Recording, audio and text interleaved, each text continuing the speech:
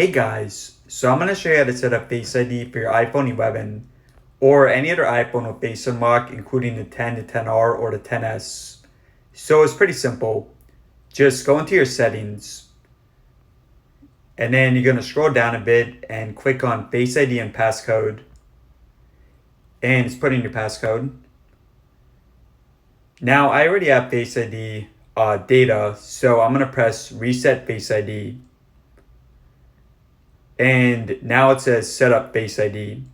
So just press on that and press get started. So from here, you just put your head within the frame and just move your head around slowly, just like that, and continue. So once again, just rotate your head.